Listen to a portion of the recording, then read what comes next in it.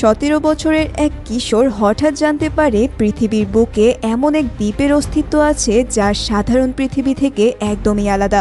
গভীর সমুদ্রের মাঝে দ্বীপটিকে এক টুকরো স্বর্গ বললেও কম হবে না, যেখানে মণিমুক্তা ধন সম্পদ কোনো কিছুরই কমতি ছিল না।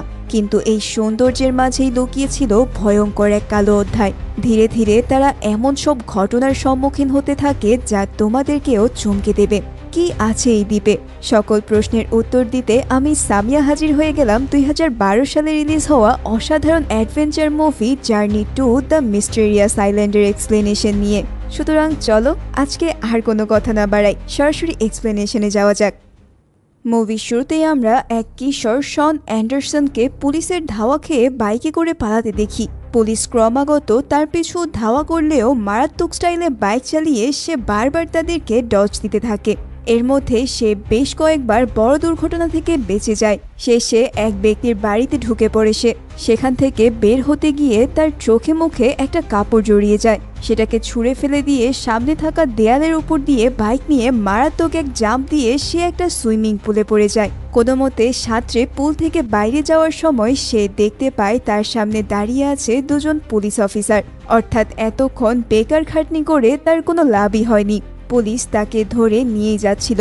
সেই মুহূর্তেই সেখানে এসে হাজির হয় তার সৎ বাবা হ্যাঙ্ক কোনো মতে পুলিশের সাথে কথা বলে তাকে ছাড়ানোর ব্যবস্থা করে, কিন্তু তার জন্য শন কৃতজ্ঞতা প্রকাশ করেই না, উল্টো রাগ দেখিয়ে চলে যায়। তবে বাসায় ফেরার পরই তার মাও তাকে জেরা করতে থাকে। মূলত পুলিশ তাকে ধাওয়া করছিল কারণ সে এক গোপন স্যাটেলাইট ফ্যাসিলিটির মধ্যে ঢুকে পড়েছিল। কিন্তু 17 বছরের এক ছেলের এমন জায়গায় কি কাজ? শন তার কোনো উত্তর না দিয়েই নিজের রুমে ঢুকে দরজা বন্ধ করে রাখে। কিছুক্ষণ পর হ্যাঙ্ক কয়েকবার নক করলে শন দরজা খুলে দেয়। হ্যাঙ্ক দেখতে পায় যে শন তার হাতে একটা চিঠি নিয়ে গভীর মনোযোগের সাথে সেটাকে দেখছে। সে কয়েকবার জিজ্ঞেস করার পর শন জানায় এই চিঠির লেখাগুলো আদতে কিছু মেসেজ। কয়েকদিন ধরেই তার রেডিওতে একজন ভার্নিয়ান কোনো এক গোপন জায়গা থেকে এই মেসেজগুলো পাঠিয়েছে। এখানে ভার্নিয়ান মূলত এমন ব্যক্তিরা যারা বিখ্যাত লেখক জুলস ভার্নারের রহস্য উপন্যাসগুলো পড়ে সেখান থেকে রহস্য উদ্ঘাটনের চেষ্টা করে। অনেকেই বিশ্বাস করে যে জুলস ভার্নারের বইয়ে প্রচুর গোপন জায়গার কথা আকার ইঙ্গিতে বলা আছে, তাই তারা সেগুলো সন্ধান করতে থাকে। শনের কাছেও একজন ভার্নিয়ান মর্স কোডের মাধ্যমে কিছু মেসেজ পাঠিয়েছে, কিন্তু তার কাছে থাকা ইকুইপমেন্টগুলো যথেষ্ট পাওয়ারফুল না হয় নেটওয়ার্ক বুস্ট করার জন্যই সে স্যাটেলাইট ফ্যাসিলিটিতে ঢুকে পড়েছিল। হ্যাঙ্ক তখন তাকে বলে এই মেসেজগুলোর অর্থ সে সহজেই উদ্ধার করতে পারবে, কারণ নেভিতে থাকার সময় মর্স কোড তাদেরকে খুব ভালোভাবেই শেখানো হয়েছিল। শনের লিখে নেওয়া মেসেজের প্রথম লাইন পড়ে সে জানায় সেখানে লেখা আছে দ্য আইল্যান্ড ইজ রিয়েল। এই কথা শুনেই যেন শন ভীষণ এক্সাইটেড হয়ে যায়। সে দ্রুত জুলস ভার্নারের লেখা মিস্টেরিয়াস আইল্যান্ডের বইটা নিয়ে এসে বলে যে এই বইয়ের আইল্যান্ডের কথা বলা হয়েছে সেটা তাহলে বাস্তবেও এক্সিস্ট করে। হ্যাঙ্ক আরও জানায় মেসেজের পরের অংশে দ্য সান অফ স্টিভেন এবং 1883 লেখা। এখান থেকে তারা বুঝতে পারে যে মেসেজে বিখ্যাত লেখক রবার্ট লুইস স্টিভেনের 1883 সালে প্রকাশ হওয়া উপন্যাস ট্রেজার আইল্যান্ডের কথা বলা হয়েছে। শন বইটা খুঁজে বের করে নেয়, আর মেসেজের সেই অংশ থেকে তারা জনাথন সুইফটের লেখা গ্যালিভার্স ট্রাভেলের নাম উদ্ধার করে। এই 3টা বই রহস্যময় এক দ্বীপ নিয়ে লেখা, যদিও সেগুলোর কাহিনী আলাদা আলাদা। তবে শনের বিশ্বাস এই দ্বীপটার অস্তিত্ব বাস্তবেও আছে। হ্যাঙ্ক দেখতে পায় যে 3টা বইয়ের শুরুর পেজেই 3টা ম্যাপ আছে। হঠাৎ সে ম্যাপগুলোর মধ্যে একটা প্যাটার্ন দেখতে পায়। সে ল্যাম্পের আলোতে ম্যাপগুলোকে বাঁকা করে মেলাতে শুরু করে। দেখা যায় যে 3টা ম্যাপ মিলেই সম্পূর্ণ এক পারফেক্ট ম্যাপ তৈরি হয়ে গেছে। এটাই মূলত সেই রহস্যময় দ্বীপের ম্যাপ। এমনকি দ্বীপের কোঅর্ডিনেটসও সেখানে দেওয়া। এই আইল্যান্ড প্যাসিফিক মহাসাগর অর্থাৎ প্রশান্ত মহাসাগরের দ্বীপরাষ্ট্র পালাওয়ের কাছাকাছি সমুদ্রের কোনো এক জায়গায় লুকিয়ে আছে। এই ব্যাপারে কনফার্ম হওয়ার পর শন তৎক্ষণাৎ দ্বীপের উদ্দেশ্যে রওনা দেওয়ার জন্য ব্যাগ গোছাতে শুরু করে। তবে তখন হ্যাঙ্ক তাকে বলে কলেজ ফেলে সে এই আইল্যান্ডে কিভাবে যাবে, আর এই কোডগুলো যে কোনো পাগল ছাগল তার কাছে পাঠায়নি তার কি নিশ্চয়তা। শন তখন বলে সে নিশ্চিত এই কোডগুলো তার দাদা আলেকজান্ডার অ্যান্ডারসনের পাঠানো। তিনি নিজেও ভার্নিয়ান হওয়ার সুবাদে এই আইল্যান্ড খুঁজে বেড়াচ্ছিল। এবং গত কয়েক বছর ধরে তিনি মিসিং। শন সরাসরি বলে দেয় এই আইল্যান্ড তার কাছে হ্যাঙ্কের চেয়েও বেশি দামি, তাই সেখানে না গিয়ে সে কিছুতেই ক্ষান্ত হবে না। হ্যাঙ্ক কিন্তু বেশ ভালো মানুষ ছিল, তাই শনের কাছ থেকে দুর্ব্যবহারের শিকার হয়েও সে তাকে ছেলের মতোই দেখত। তাই তার মন বলতে থাকে এই আইল্যান্ডে যাওয়ার জন্য তার রাজি হওয়া উচিত। এজন্য সে শনের মাকেও বুঝিয়ে সুঝিয়ে রাজি করে ফেলে। তারপর সে নিজের এবং শনের পাসপোর্ট বানিয়ে এনে তাকে সারপ্রাইজ দেয়। শন তো খুশিতে পুরো আত্মহারা। যাই হোক, তারা দুজনেই ফ্লাইটে করে প্রথমে পালাওয়ে পৌঁছে যায়, কিন্তু তার পরের জার্নিটা তাদের সমুদ্রে করতে হবে। শন প্রথমে একজন বোট ক্যাপ্টেনকে সেই আইল্যান্ডে নিয়ে যাওয়ার জন্য রাজি করতে চায়, কিন্তু লোকটা ম্যাপের লোকেশন দেখেই বলে দেয় এই জায়গায় যাওয়া মানে সাক্ষাৎ যমদূতের কাছে যাওয়া, কারণ সমুদ্রের সবচেয়ে ভয়ঙ্কর এই স্থানে বিশাল বিশাল সব ঘূর্ণিঝড় চলতে থাকে। তাই জায়গাটাকে জাহাজের কবরস্থান বলা হয়। এমনকি শন তাকে $1000 অফার করলেও সে রাজি হয় না। ঠিক তখনই $1000 কথা শুনে পাশ থেকে এক লোক এসে জানায় তার নাম ক্যাপ্টেন গাবাতো। সে নিজেকে পালাওয়ের সবচেয়ে বেস্ট ক্যাপ্টেন দাবি করে বলে যে এই জায়গায় কেবল সেই তাদের নিয়ে যেতে পারবে। এই কথা শুনে হ্যাঙ্ক আর শনও খুশি মনে তার পিছু পিছু গিয়ে বিরাট এক ইয়ট দেখতে পায়। ইয়ট দেখে ভাবে এই বুঝি গাবাতোর জাহাজ, কিন্তু যখন সে পাশে দাঁড়ানো ভাঙা একটা হেলিকপ্টারের দিকে নিশানা করে তখন হ্যাঙ্ক আর শন দুজনের মাথায় হাত পড়ে যায়। তবে গাবাতোর ডাকে হেলিকপ্টারের ভেতর থেকে তার মেয়ে কালাইনি বেরিয়ে এলে তাকে দেখে শন পুরাই ক্রাশ খেয়ে যায়। প্রথমে এই হেলিকপ্টার দেখে সে নাক ছিটকালেও এখন সে কালাইনিকে আইল্যান্ডের লোকেশন দেখিয়ে তাদেরকে সেখানে নিয়ে যেতে বলে। কিন্তু আগের সেই বোট ক্যাপ্টেনের মতোই সেও জানায় এই জায়গা ভীষণ ডেঞ্জারাস। তখন গাবাতো তাকে একপাশে নিয়ে যেয়ে বলে এই লোকগুলো $1000 দিতে রাজি আছে, যা তার টিউশন ফি হিসেবে কাজে লাগবে। কালাইনি তখন শানকে বলে তার $2000 চাই, আর যদি তারা কথা বাড়ায় তাহলে সেটা 3000-এ গিয়ে ঠেকবে। অগত্যা হ্যাঙ্ক আর শন রাজি হয়ে গেলে ভাঙাচোরা সেই হেলিকপ্টারে করেই তাদের জার্নি শুরু হয়। এই হেলিকপ্টারটাকে দেখেই মনে হয় যে কোনো মুহূর্তেই সেটা ক্র্যাশ করবে, কিন্তু তবুও গাবাতো কোনো মতে সেটাকে আইল্যান্ডের লোকেশনের দিকে নিয়ে যেতে চায়। তবে হঠাৎই তাদের সামনের দিকে শুরু হয় মারাত্মক এক ঘূর্ণিঝড়। ঝড়ের অবস্থা দেখে সবাই প্যানিক করতে শুরু করলেও শন তাদেরকে বলে ঠিক ঘূর্ণিঝড়ের মাঝখানে নিয়ে যেতে হবে, কারণ সেখানেই রয়েছে ওই রহস্যময় আইল্যান্ড।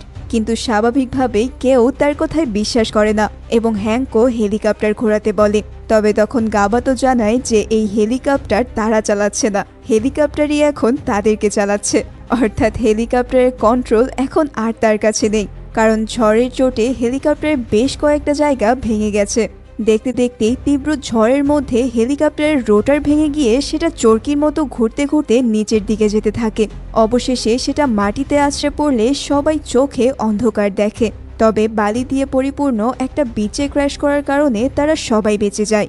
আর সবাই দেখতে পায় যে কিছুটা দূরে বন জঙ্গলে ঘেরা একটা আইল্যান্ড দেখা যাচ্ছে।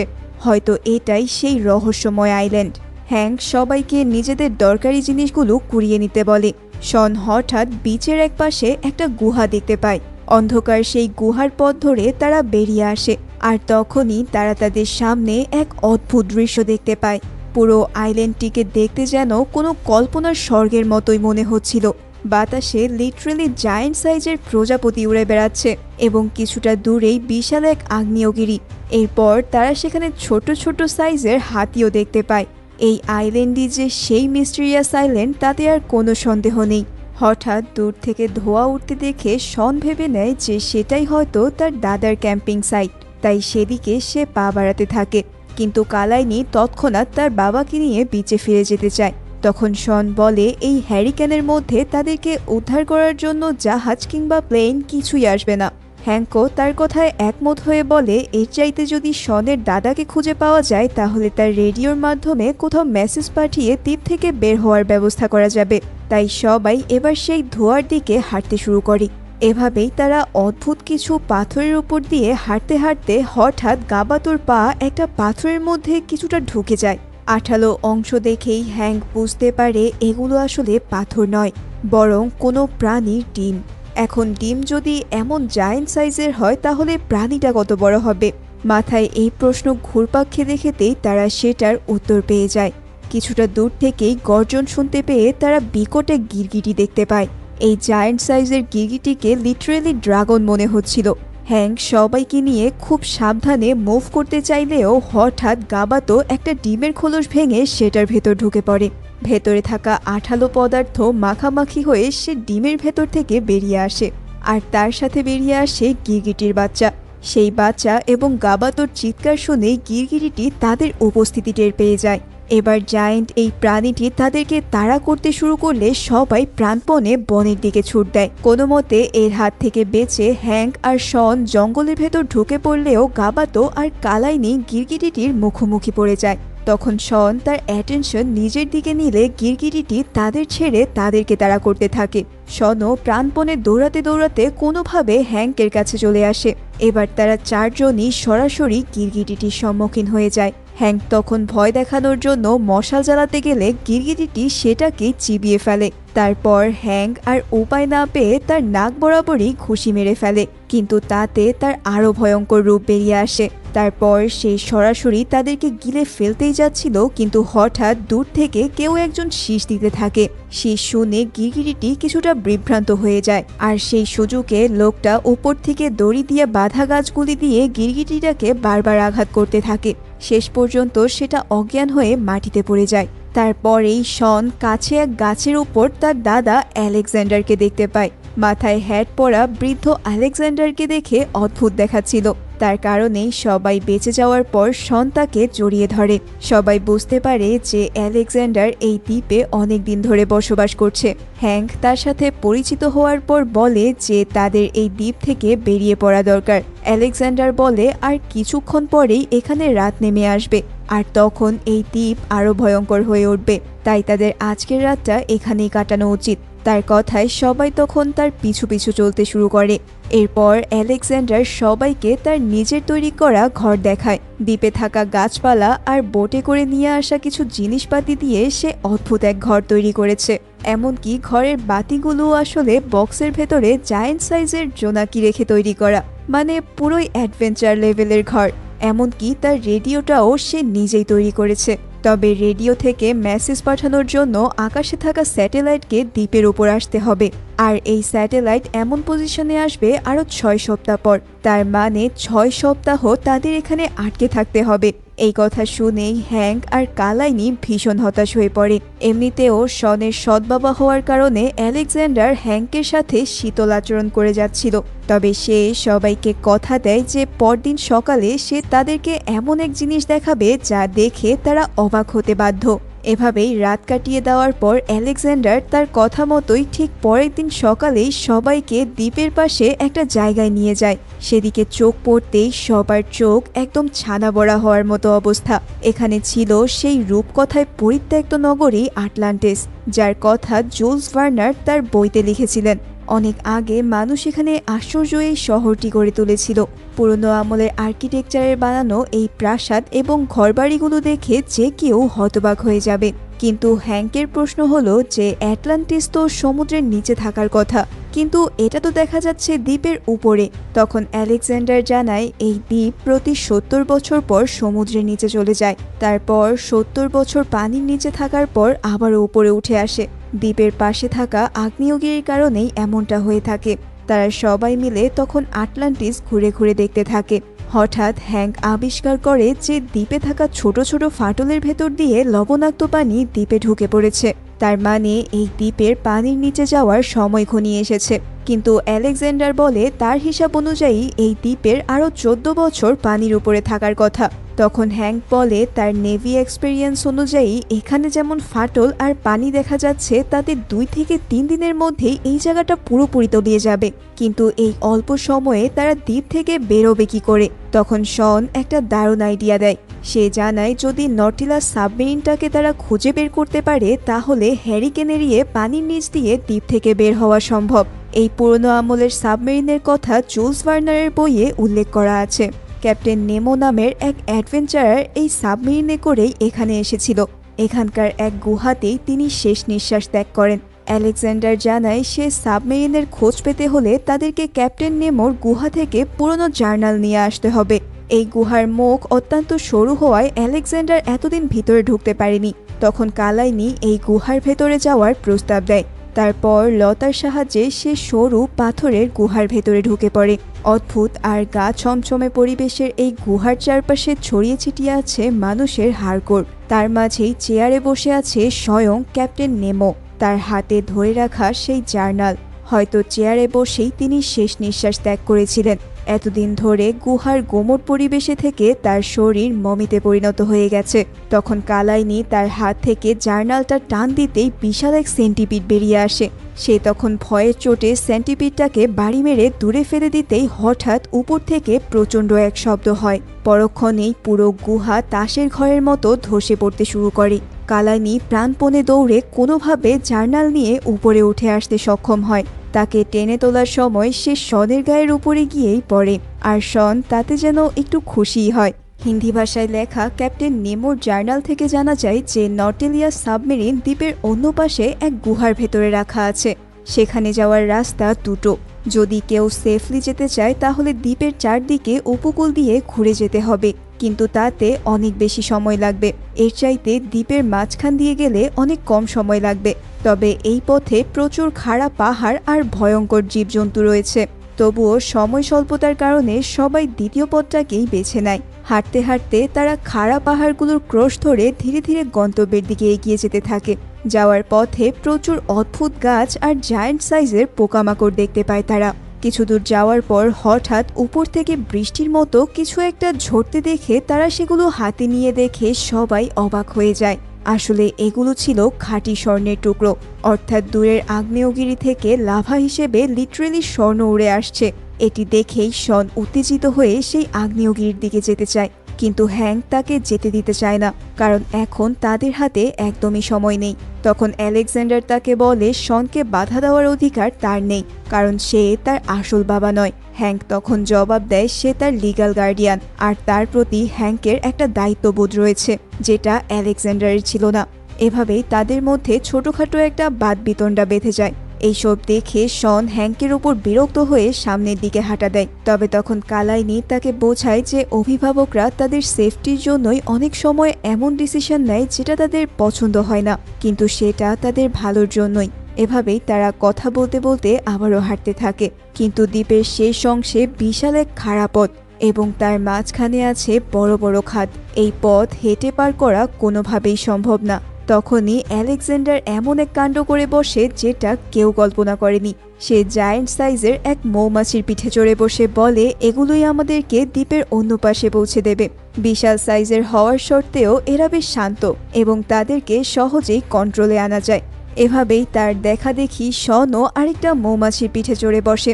তখন কালাইনি তার সাথে এবং হ্যাংক আর গাবাতো আরেকটা মৌমাছির পিঠে চড়ে বসে। তারপর সেগুলোর সাহায্যেই তারা সহজেই উড়ে উড়ে পাহাড় ক্রস করে সামনের দিকে এগিয়ে যেতে থাকে।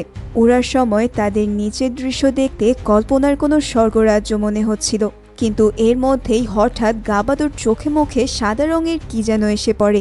হাত দিয়ে ধরতেই সে টের পায় এগুলো আসলে পাখির মল। তারপর উপরের দিকে তাকাতেই তারা দেখতে পায় জায়ান্ট সাইজের এক পাখি। এই পাখির উদ্দেশ্য মৌমাছি সহ তাদের পেটে পুড়ে ফেলা। অবস্থা বেগতিক দেখে তৎক্ষণাৎ তারা মৌমাছিগুলোকে গাইড করে বনের ভেতরের দিকে নিয়ে যায়। তাদের পিছু পিছু কয়েকটা পাখি একত্রে তাদের তাড়া করতে থাকে। গাছের ফাঁক ফোকর দিয়ে বিপজ্জনকভাবে উড়ে গিয়ে কোনোভাবে তারা পাখিগুলোকে এড়াতে থাকে, কিন্তু এই চেইস চলতেই থাকে। তখন হ্যাংক আলেকজান্ডারকে দারুণ এক বুদ্ধি শিখিয়ে দেয়। দুই মৌমাছিকে তারা একে অপরের দিকে গাইড করলে পাখিগুলোও তাদের পিছু আসতে থাকে। এভাবেই একেবারে শেষ মুহূর্তে তারা মারাত্মক টেকনিক খাটিয়ে মৌমাছিগুলোকে দুদিকে সরিয়ে নেয়, যার ফলে পাখি দুটো নিজেদের মধ্যে টক্কর খেয়ে সেখানেই পটল তোলে। কিন্তু অন্য পাখিটা তখনও শন আর কালাইনিকে তাড়া করে বেড়াচ্ছিল। হঠাৎ তার ঝাপটা খেয়ে টান সামলাতে না পেরে কালাইনি মৌমাছির পিঠ থেকে পিছলে যায়। মুহূর্তের মধ্যেই সে নিচে পড়ে যেতে থাকলে সবাই ভেবে নেয় এই বুঝি তার শেষ। কিন্তু নিচে পড়ে যাওয়ার আগেই একদম শেষ মুহূর্তে শন এসে তাকে ক্যাচ করে নেয় এবং তার জীবন বাঁচানোর জন্য কালাইনি এবার তার প্রতি ইমপ্রেস হয়ে যায়। হ্যাংক আর আলেকজান্ডার মৌমাছির পিঠ থেকে নেমে গেলে শন কালাইনিকেও নামিয়ে দেয়, কিন্তু সে নিচে নামেনি, কারণ তার মাথায় অন্য একটা আইডিয়া ছিল। মৌমাছির পিঠে চড়ে সে আবারও দ্রুত সামনের দিকে উড়ে চললে পাখিটিও তার পিছু নেয়। এবার সে হ্যাঙ্কের মতোই টেকনিক খাটিয়ে পাখিটাকে বিশাল এক মাকড়সার জালের মধ্যে আটকে ফেলে, কিন্তু পরক্ষণেই মৌমাছির পিঠ থেকে পড়ে গিয়ে তার পায়ের গোড়ালি মচকে যায়। তখন হ্যাঙ্ক সেখানেই তার প্রাথমিক চিকিৎসা করতে চাইলেও আলেকজান্ডার জানায় দ্বীপের এই পার্টটা আরও ভয়ঙ্কর। তখন তারা তাকে কাঁধে নিয়ে দ্বীপের অন্য পাশে নিয়ে যায়। সেখানে যেতে যেতে রাত হয়ে গেলে সেখানেই রাত থাকার সিদ্ধান্ত নেয় তারা। হ্যাঙ্ক আর আলেকজান্ডার মিলে শনের মচকে যাওয়া গোড়ালি ট্রিটমেন্ট করে। আলেকজান্ডার তখন হ্যাঙ্ককে একটা গান গাইতে বলে, কারণ গানই হলো ন্যাচারাল পেইন কিলার। হ্যাঙ্ক তখন গাবাতোর ছোট্ট গিটার নিয়ে নিজের বানানো লিরিক্স দিয়ে দারুণ এক গান গায়। আলেকজান্ডার পর্যন্ত এই গান শুনে ইমপ্রেস হয়ে যায়। হ্যাঙ্ক জানায় এই গান সে ছোটবেলায় তার বাবার কাছ থেকে শুনেছিল, কিন্তু তার বয়স 8 বছর থাকাকালীন তার বাবা তাকে ছেড়ে চলে গিয়েছিল। যাই হোক, সেই রাতটা তারা সেখানেই কাটানোর প্রস্তুতি নেয়।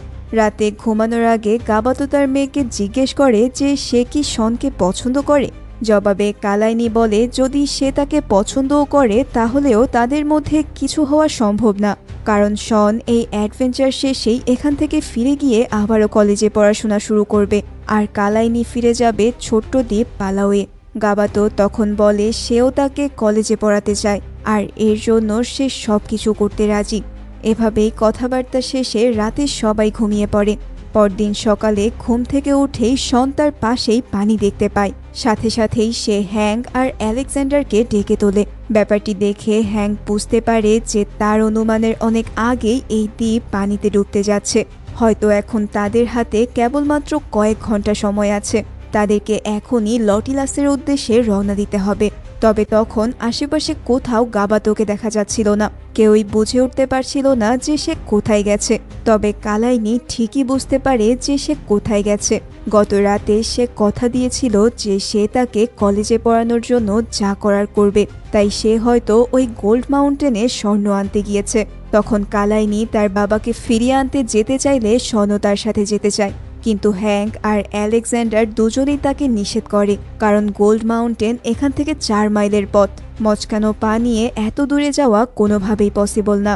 তখন আলেকজান্ডার নিজেই কালাইনির সাথে যাওয়ার সিদ্ধান্ত নেয় এবং উপকূলের কাছে আবারও একসাথে মিলিত হওয়ার কথা বলে সে কালাইনিকে নিয়ে রওনা দিলে হ্যাঙ্ক আর শনও নটিলাসের উদ্দেশ্যে রওনা দেয়। এদিকে গাবাতো ততক্ষণে গোল্ড মাউন্টেনে পৌঁছে গেছে। পাহাড়ের কাছে গিয়ে নিচে নামতে গিয়ে সে হুমড়ি খেয়ে নিচে পড়ে যায়। ঠিক তখনই সে একটা স্বর্ণের টুকরো দেখতে পেয়ে সেটাকে তোলার বহু চেষ্টা করতে থাকে, কিন্তু অনেক জোর খাটিয়েও সে সফল হতে পারে না। সফল হতে না পেরে আশেপাশের মাটি খোঁড়া শুরু করে দেয়। এভাবে খুঁজতে খুঁজতে সে বিশাল এক স্বর্ণের পাথর বের করে ফেলে। গায়ের সবগুলো শক্তি দিয়ে সে পাথরটাকে নাড়ানোর চেষ্টা করলেও সেটা এক চুলও নড়ে না। ঠিক তখনই সেখানে কালাইনি এসে হাজির হয়। সে তার বাবাকে বলে তার জন্য এত কষ্ট তাকে করতে হবে না, তারা দুজন মিলে কোনো না কোনো উপায় অবশ্যই বের করে ফেলবে। এভাবেই গাবাতোকে বোঝানোর পর তারা দুজনেই আলেকজান্ডারের সাথে মিলে উপকূলের দিকে রওনা দেয়। কিন্তু আমরা দেখতে পাই কিছু দূর হেঁটেই তারা পথ হারিয়ে ফেলে। অতিরিক্ত ম্যাগনেটিক ফিল্ডের কারণে আলেকজান্ডারের কম্পাসটি আর কাজ করছিল না। কোন দিকে দক্ষিণ সেটা বুঝতে না পারলে উপকূলের দিকে তারা যেতে পারবে না। এই অবস্থায় আলেকজান্ডারের মাথায় আরেকটা দারুণ আইডিয়া আসে। তাদের দরকার এখন একটা মাকড়সার জাল, কারণ মাকড়সারা দক্ষিণ দিকে মুখ করে জাল বুনে থাকে। ঠিক সেই মুহূর্তে কালাইনি উপরের দিকে ইঙ্গিত করে সবাইকে জায়েন্ট সাইজের এক মাকড়সা এবং তার জাল দেখায়। এই বিশাল মাকড়সাটিকে দেখে ভয়ে জমে যাওয়ার মতো অবস্থা তাদের। তারপর তারা জালের বিপরীত দিকে দ্রুত হাঁটা দেয়। অন্যদিকে শন আর হ্যাঙ্ক ততক্ষণে লোকেশনে পৌঁছে গেছে, কিন্তু সেখানে গিয়ে তারা আশেপাশের কোনো গুহা দেখতে পায় না।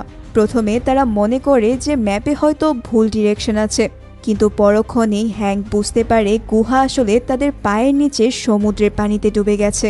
সুতরাং নটিলাসকে সেখান থেকে বের করার জন্য তাদের ড্রাইভ দিয়ে গুহার ভেতরে পৌঁছাতে হবে, কিন্তু এই মুহূর্তে তাদের সাথে কোনো ড্রাইভিং ইকুইপমেন্ট ছিল না। হ্যাঙ্ক এবার তার নেভির টেকনিক কাজে লাগিয়ে দুটো স্কুবার ট্যাঙ্ক তৈরি করে তাতে বাতাস ভরে নেয়। পানির নিচে নিঃশ্বাস আটকে রাখতে দম শেষ হয়ে গেলে এই ট্যাঙ্ক থেকে নিঃশ্বাস নেওয়া যায়। সেগুলো নিয়েই শন আর হ্যাঙ্ক সমুদ্রে লাফ দেয়। তারপর গুহার ভেতরে ড্রাইভ দিতেই তারা পেয়ে যায় বিখ্যাত সেই সাবমেরিন নটিলাস। এক মুহূর্ত দেরি না করে উপরে গিয়ে তারা দরজা খোলার চেষ্টা করতে থাকে, কিন্তু কোনোভাবেই পুরনো আর জং ধরা সেই দরজা খোলা সম্ভব হয় না। বিশাল এক ইলেকট্রিক ফিশ তাদের উপর দিয়ে ঘোরাফেরা করছিল। মারাত্মক এই মাছের ইলেকট্রিক শক খেলে তাৎক্ষণিক তারা মারা যাবে। কোনোভাবে মাছটাকে এড়িয়ে সর্বশক্তি দিয়ে তারা দরজা খুলতে সক্ষম হয়।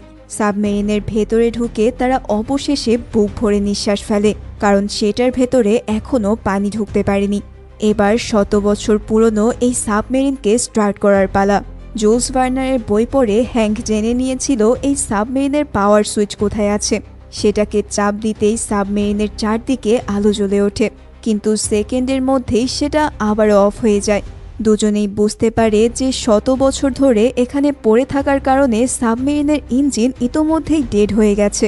সেটাকে ম্যানুয়ালি বিদ্যুৎ চালানোর মাধ্যমে স্টার্ট করতে হবে, কিন্তু তার জন্য পাওয়ারফুল কোনো বিদ্যুতের উৎস প্রয়োজন। তারপর দুজনের মাথাতেই যে আইডিয়া আসে সেটা এক কথায় ইনসেইন। সাবমেরিনের উপরে ঘুরে বেড়ানো বিশাল ওই ইলেকট্রিক ইল মাছটাকেই তারা কারেন্ট সাপ্লাই দেওয়ার প্ল্যান করে, কিন্তু তার জন্য আগে মাছটাকে হাত করতে হবে। এজন্য হ্যাঙ্ক ইঞ্জিনের তারের সাথে বর্ষা বেঁধে নিয়ে মাছ ধরার জন্য রেডি হয়। উপরে যাওয়ার আগে শন তাকে বলে যে সে যেন অবশ্যই ফিরে আসে, কারণ তার জন্য আর কেউ হারিয়ে যাক এমনটা সে চায় না। হ্যাঙ্কও তাকে কথা দেয় যে তাকে সে এখান থেকে নিরাপদে বাড়ি ফিরিয়ে নিয়ে যাবে। এই কথা বলতে বলতেই সে মাথায় স্কুবা ডাইভ হেলমেট পরে ইলেকট্রিক ইলের মুখোমুখি হওয়ার জন্য রেডি হয়। শন সেই মাছটার দিকে টর্চ মেরে তাকে আলোর প্রতি আকৃষ্ট করতে থাকে। বেশ কয়েকবার ব্যর্থ হওয়ার পর মাছটা অবশেষে মোক্ষম টার্গেটে পৌঁছায়, আর সুযোগ পাওয়া মাত্রই হ্যাঙ্ক তার বর্ষা একেবারে মাছের মুখের ভেতরে ঢুকিয়ে দেয়। সাথে সাথেই হাই ভোল্টেজ ইলেকট্রিসিটি সাপ্লাই পেয়ে নটিলাসের ইঞ্জিন মুহূর্তেই চালু হয়ে যায়। সাবমেরিনের সবখানে লাইট জ্বলে উঠলে শনও আনন্দে লাফিয়ে ওঠে।